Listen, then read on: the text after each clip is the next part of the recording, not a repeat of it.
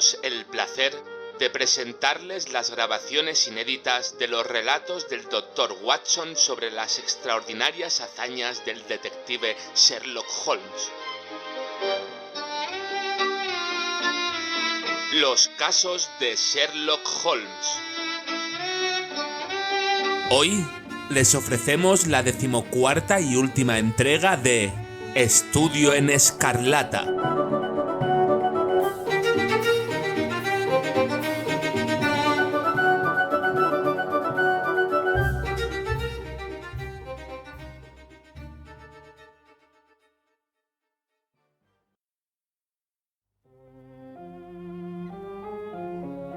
¡7! Conclusión.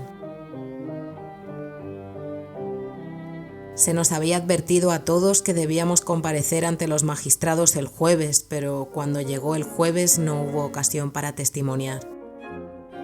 Un juez superior se había hecho cargo del caso y Jefferson Hope había sido llamado a declarar ante un tribunal que le aplicaría la más estricta justicia.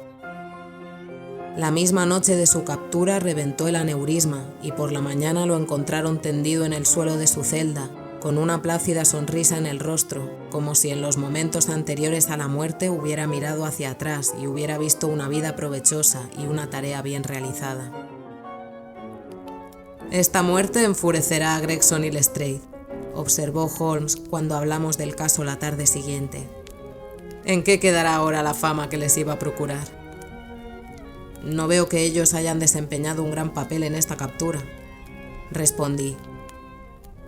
«En este mundo no importa demasiado lo que uno haga», replicó mi compañero con amargura.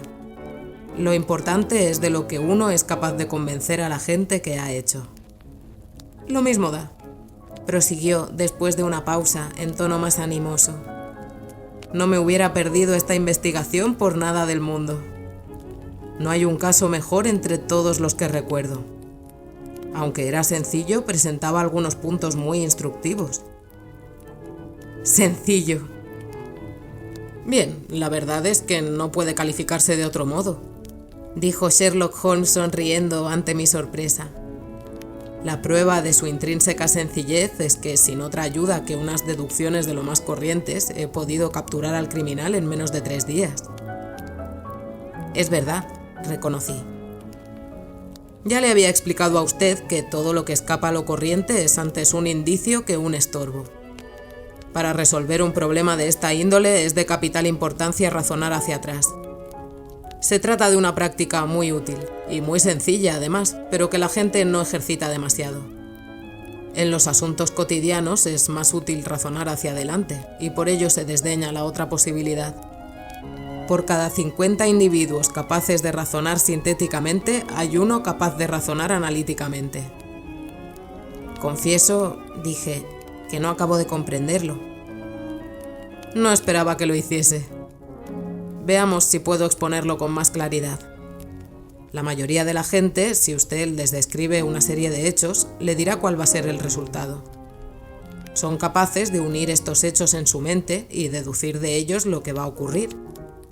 Hay, no obstante, pocas personas que, si usted les expone un resultado, son capaces de extraer de su propia conciencia los pasos que han conducido a él.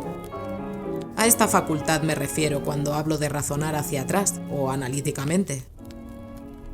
«Ya entiendo». «Pues bien, este era un caso en el que se nos daba un resultado y teníamos que descubrir todo lo demás. Deje que le exponga los diferentes pasos de mi razonamiento. Empecemos por el principio. Como sabe, me dirigí a la casa a pie y con la mente completamente libre de toda sensación. Empecé, claro está, por examinar la calzada de la calle y, como ya le expliqué, vi distintamente las huellas de un coche que, según deduje de mis investigaciones, tenía que haber estado allí en el curso de la noche. Por la escasa distancia entre las ruedas, tuve el convencimiento de que no se trataba de un carruaje privado, sino de un coche de alquiler. El habitual coche de punto londinense es considerablemente menos ancho que la berlina particular de un caballero. Ese fue el primer paso. Después avancé despacio por el sendero del jardín, que resultó estar compuesto de arcilla, especialmente apropiada para que se graben en ella las huellas. Sin duda, a usted le pareció una simple franja de barro pisoteado, pero para mis expertos ojos, cada marca de la superficie tenía un significado. No hay en la ciencia detectivesca rama tan importante y tan desdeñada como el arte de distinguir las pisadas. Por suerte, yo siempre me he interesado en él y, con mucha práctica, lo he convertido en una segunda naturaleza para mí. Vi las profundas pisadas de los policías, pero también las huellas de los 2 hombres que habían cruzado primero por el jardín. Era fácil deducir que habían estado allí antes, porque en algunos puntos sus huellas se habían borrado por completo al pasar los otros individuos por encima. Así construí el segundo eslabón de la cadena y supe que los visitantes nocturnos habían sido 2. Uno de ellos de considerable estatura, según calculé a partir de la longitud de la zancada, y el otro vestido a la moda, a juzgar por la pequeña y elegante impresión dejada por sus botas. Al entrar en la casa se confirmó esta última deducción. El hombre de elegante calzado yacía ante mí. El alto, por tanto, había cometido el asesinato, si de asesinato se trataba. El cadáver no presentaba herida alguna, pero la crispada expresión de su rostro me daba la certeza de que había visto llegar su fin. Nadie que muera por un ataque cardíaco o de cualquier muerte repentina por causas naturales muestra este gesto desencajado. Olfateé los labios del muerto, percibí un ligero olor acre y concluí que le habían obligado a ingerir veneno. También deduje que le habían obligado por el odio y el miedo que se leía en su rostro. Había llegado a este resultado valiéndome del método de exclusión, ninguna otra hipótesis se ajustaba a los hechos. No vaya usted a imaginar que era una suposición inaudita. La ingestión forzada de veneno no es una novedad en los anales del crimen. Los casos de Dolsky en Odessa o de Leturier en Montpellier acudirían de inmediato a la memoria de cualquier toxicólogo. Y ahora llegamos a la gran pregunta acerca del motivo. El objetivo del crimen no había sido el robo, pues no se habían llevado nada. ¿Sería, pues, la política o habría por medio una mujer? Esta era la cuestión a la que me enfrentaba. Desde un principio me incliné por la segunda suposición. Los asesinos políticos solo quieren hacer su trabajo y largarse cuanto antes. Por el contrario, este asesino había actuado con mucha parsimonia y había dejado sus huellas por toda la habitación, lo cual indicaba que había estado allí largo rato.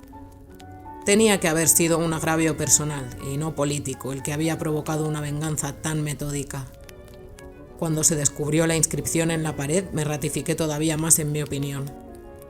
Aquello era evidentemente una añagaza, y el hallazgo del anillo zanjó la cuestión.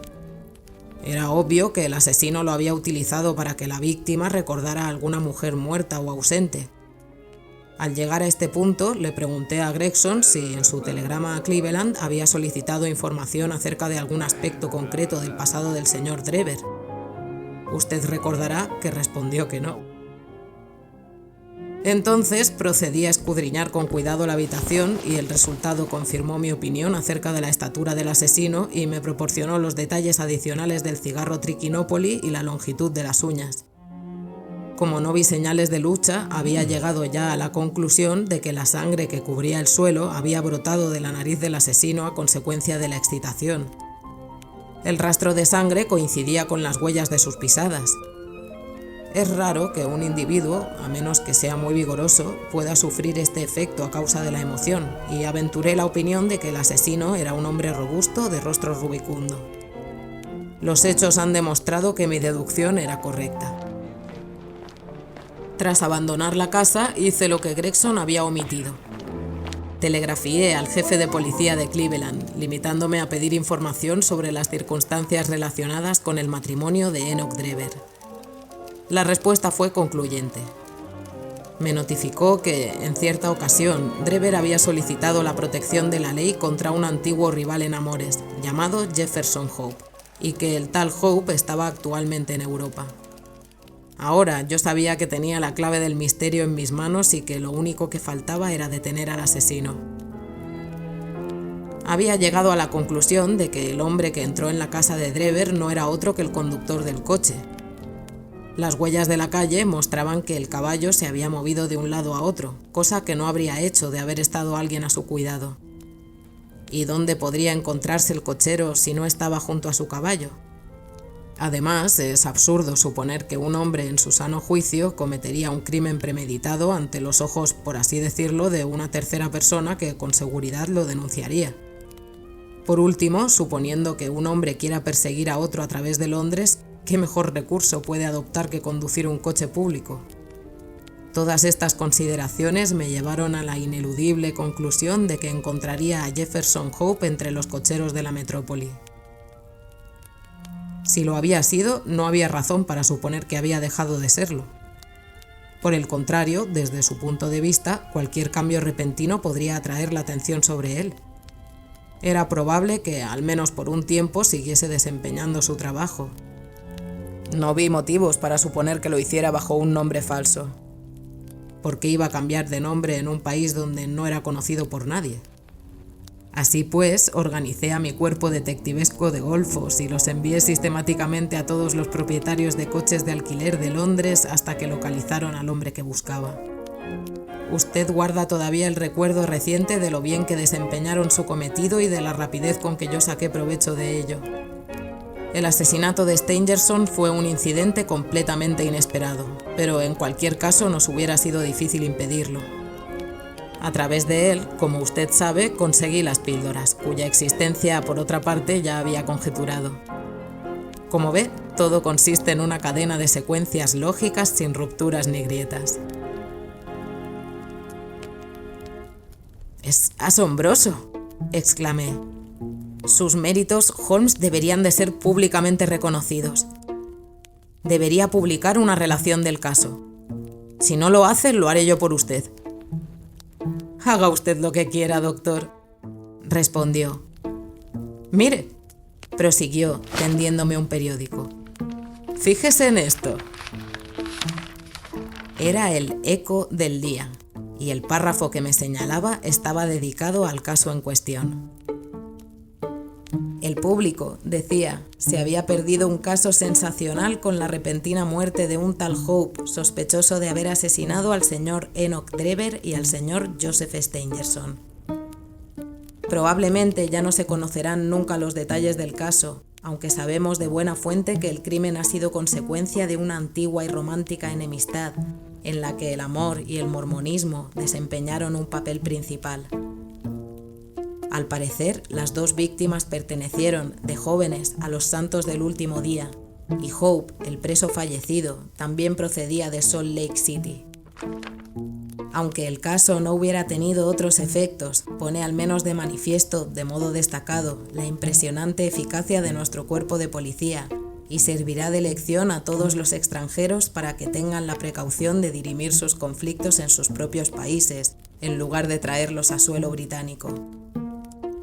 No es un secreto para nadie que el mérito de esta rápida captura corresponde por entero a los famosos funcionarios de Scotland Yard, señores Lestrade y Gregson. El individuo fue detenido, al parecer, en las habitaciones de un tal señor Sherlock Holmes, que ha demostrado como aficionado cierto talento detectivesco y que, junto a estos maestros, podría adquirir con el tiempo, hasta cierto punto, su misma destreza. Es de esperar que se ofrezca algún tipo de homenaje a estos dos detectives de Scotland Yard como justo reconocimiento a sus servicios. ¿No se lo dije desde el principio?, exclamó Sherlock Holmes echándose a reír. Este es el resultado de nuestro estudio en escarlata. Que les hagan un homenaje. No importa, respondí. Tengo todos los hechos anotados en mi diario, y el público los conocerá. Entretanto, confórmese con el propio convencimiento de su éxito, como el avaro romano al que no le importa el desprecio de la gente mientras contempla en casa sus monedas. Populos me sibilat ad mi plaudo, ipse domi simul ac numos contemplar in arca. Estudio en escarlata, de Sir Arthur Conan Doyle.